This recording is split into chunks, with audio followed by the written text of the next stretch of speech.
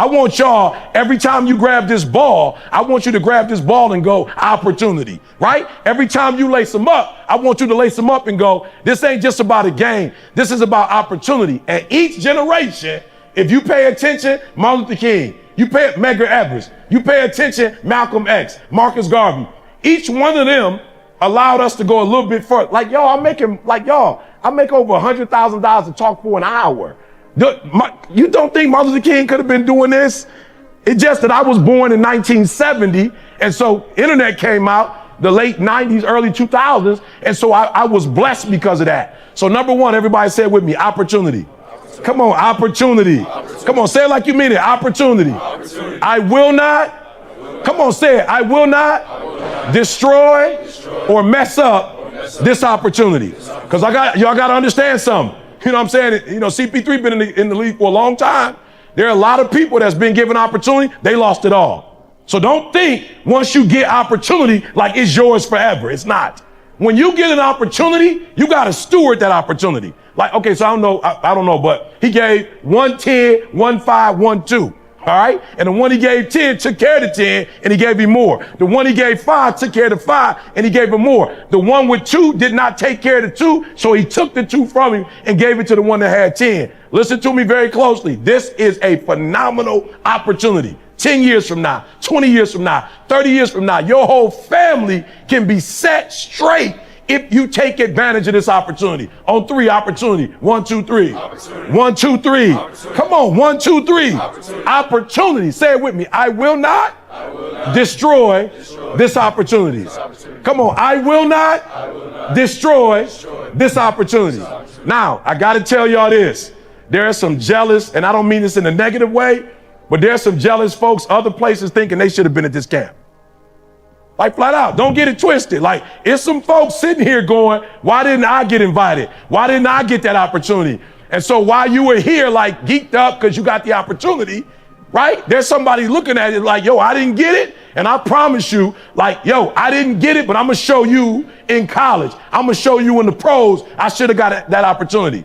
So I just want y'all to understand something. Like this is something unique and this is something special. Does that make sense? All right, let's go. Last year, I got a call from the 49ers, right? 3 things I want to give y'all. So the 49ers called me, and when they called me, it was December 8th that I went to San Fran. On December 6th, they were 6-6, 17 games, 6-6, right? So they brought me in and was like, yo, E, if we gonna make the playoffs, we got to win at least 4 or 5 these, like we got 5 more games. We got to win 4 or 5 games, right? So I'm in there talking to the dudes and I'm like, look, let's just be real. The reality is, it's not that you don't have the talent. Like you in the league, bro. All y'all sitting in here, y'all 1%ers. Like it is what it is. Y'all can run just as fast. You can catch, you can throw, you can tackle. I said, here's the problem. Y'all 6-6, not because y'all don't have phenomenal skill. The problem is you got average will, right? Make sure you write that down. There's 2 things you need to do to take advantage of this opportunity and be a dog. You need phenomenal skill and you need phenomenal will. You need both, right? Now look, the first one, God gave it to you.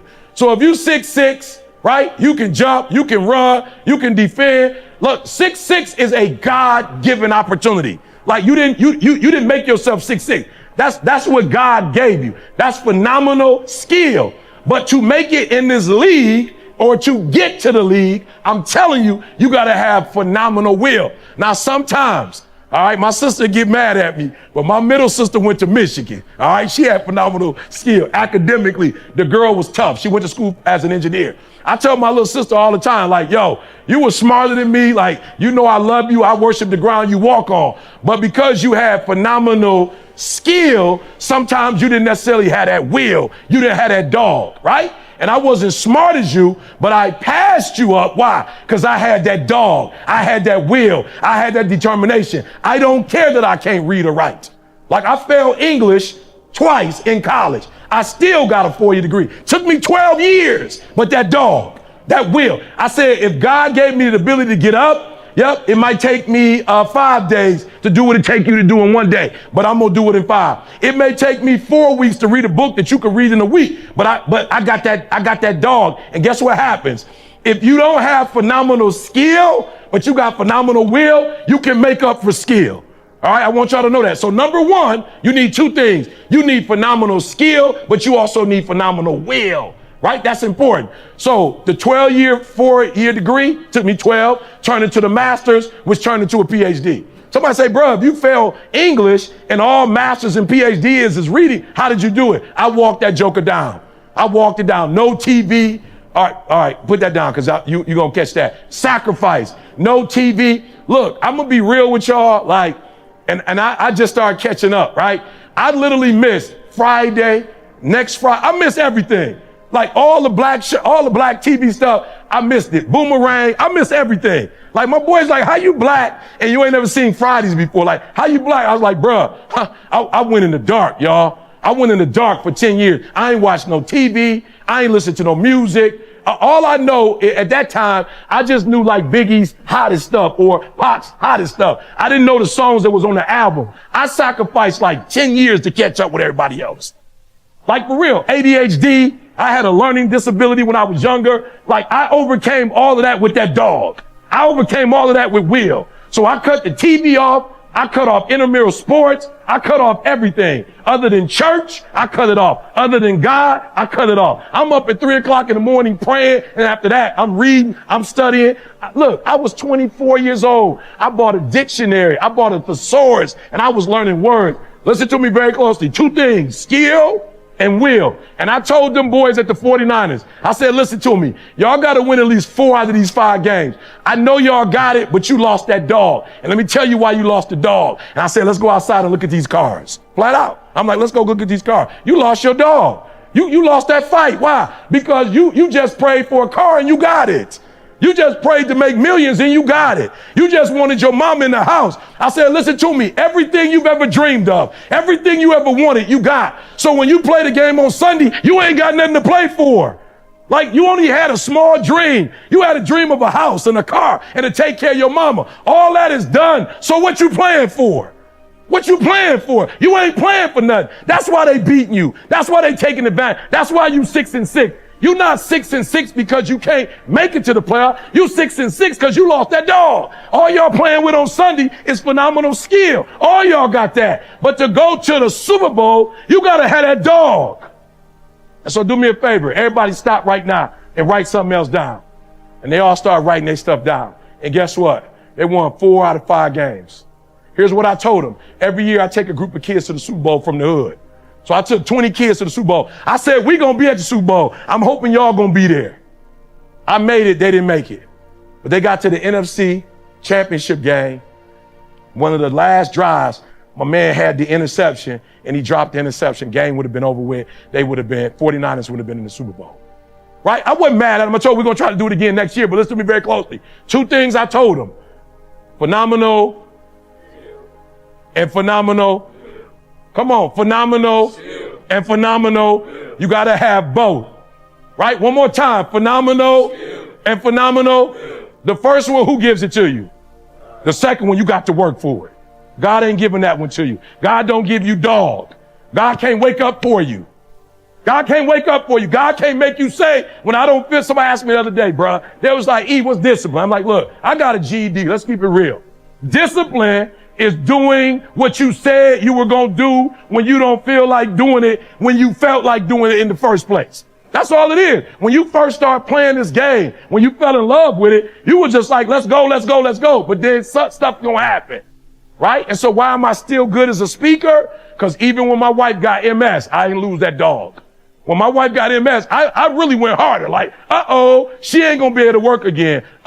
She don't need no more stress. Like, I got to dig deep now and go a little harder. When my mother-in-law was diagnosed with stage 4 cancer and it spread through all her body, I actually went harder because I said, you going to live, but you ain't going to be able to work again. I actually went harder. And what I'm telling y'all, number 2 is this. You've got to discipline yourself, and you got to learn that when you don't feel like it, you must still do it or actually go harder when you don't feel like it. Because out of 365 days, there are going to be days you don't feel like getting up. There are going to be days you don't want to work out. There's going to be days you don't want to watch film. There's going to be days that you don't want to practice. There are going to be days you might not even want to play. There might be days you don't even feel like getting in the game. But listen to me very closely. Champions, if you want to make it to the next level, it's not about money. It's not about what you wear. You start separating the boys from the men. Listen to me. All of us can go buy a car, but all of us can't get up in the morning and grind through trials and tribulations. My son playing football broke his femur.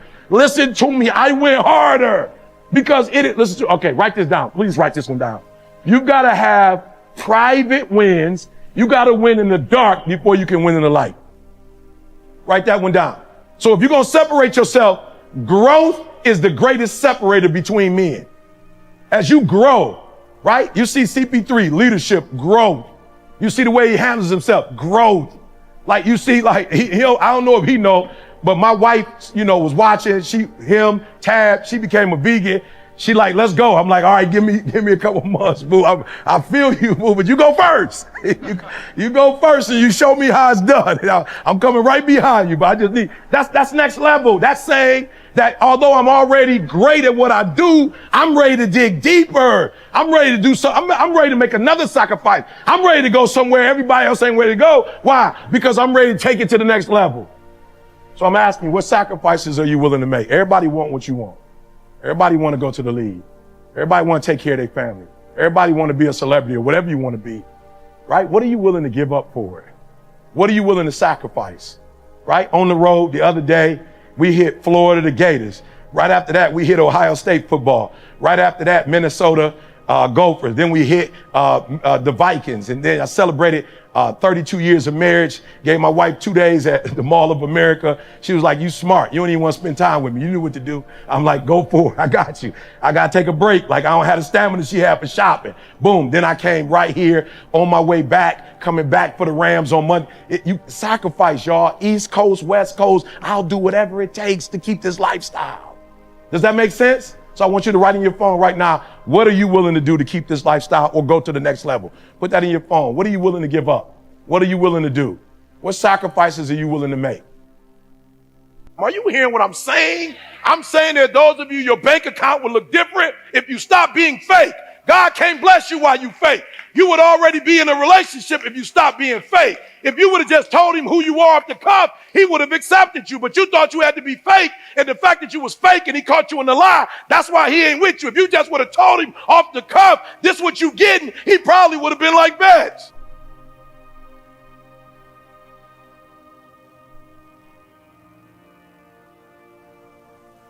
You still had that job if you hadn't lied and said you knew Excel. You just should have said you don't know Excel, but you need the job, though. You didn't went in on Excel. You didn't even know Excel. You done got fired. They gave your first week. They were like, all right, we got this Excel spreadsheet. You like Excel. On your resume, you put you was Excel'd out. Listen to what I'm trying to tell you. I'm trying to tell you, most of us are so desperate. Most of us are crying to God. Most of us are saying we're not where we want to be. And God is saying you're not where you want to be because you fake. You a phony. You're trying to pretend to people to be something you're not. That if you would just be honest, you would be further along. Praise God. How many in this room for me before we get into the word? How many of you going to make a commitment that God, from this day forward, I want to feel comfortable being honest with you if I can't be honest with nobody else. As of today, just come on. I want to help you. I'm not here to preach. I want to help you. How many of you are just honest? Amen. Is that all right? I want you to be comfortable being honest. So what I want you to do right now, I want you to think about your life, and I want you to think about a part of your life that could be where you could be further along the road. Let's travel. Further along the road. Let's travel. I want you to think of a part of your life like, yo, man, I should be further than where I am right now. I'm not where I'm supposed to be. And I want you to take ownership. Now, Jeremy gave me a new word today. Jeremy said extreme ownership. And that's what I want you to do. From this day forward, you're about to go to a whole nother level because you're about to take what? You about to take what? Come on, you about to take what? Listen to me. We connected to God, y'all. We don't have to be fake. We don't have to be fake anymore. I wanted to free you up. I remember when I used to be fake. I remember when, and I wasn't trying to be fake. I just felt I wasn't going to be accepted if I wasn't who they thought I was. Does that make sense? So I was what I thought you wanted me to be so that you could accept me. And then God says that you're trying to be something that you're not, so you're never going to be accepted. So just be whatever you are. Nobody's preaching to you to be something else. I'm telling you that when God created you, he had something in mind. We need to be that. I remember Trey Hayden used to tell me all the time, you're minor in your major, you're majoring in your minor. I used to be like, what in the world? He like, bruh, you need to be more. I didn't realize that God did take me to Oakwood, but he didn't want me to take the same path that many of my friends that were in theology. God wanted me to go back in the world. So I looked forward to my boy because it wasn't what? This is what God always had for me. But there was a time where I would be what Trey or Irv wanted me to be, because when I wasn't that, it didn't seem like they accepted me the same way they accepted me when I dressed the way they wanted me to dress. When I talked the way they wanted me to talk. And perhaps if I would have just been myself, they still would have accepted me. I just felt like they wouldn't accept me if I was myself. And so I pretended to be something I wasn't. And I wasted a whole bunch of time because I ended up coming back to myself. And we still cool. Irv was just at Michigan State. We still cool. So God is saying you don't have to be fake.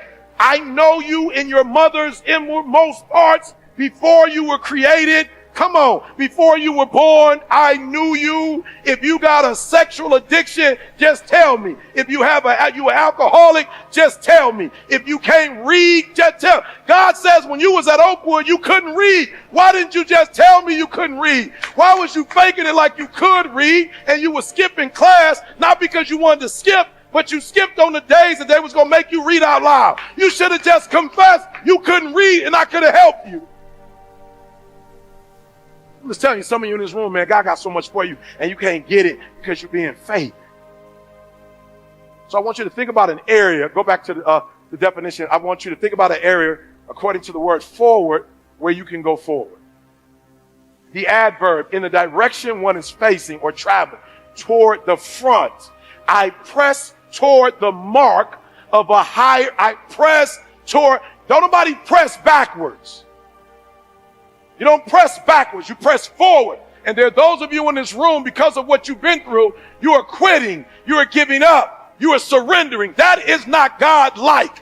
That is not a characteristic of God. God didn't give you that. The enemy told you to be by yourself. The enemy told you to be lonely. Why? Because when he rejected God, he ran from God. Don't you run from God. Don't you run from your calling. Don't you run from your gift. Don't you run from the struggle. That struggle is meant to make you stronger.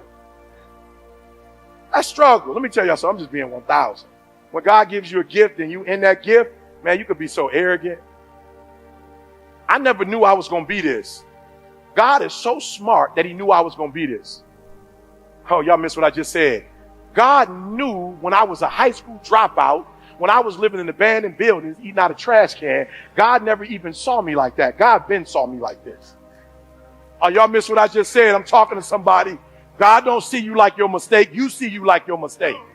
God don't see you like that. God don't, listen to me. I got one homeboy who always want to remind me when I see him. He always want to remind me. Remember that car accident you got into when you were somewhere, being somewhere you were? I'm like, why does he always want to remind me? God don't even remind me of that.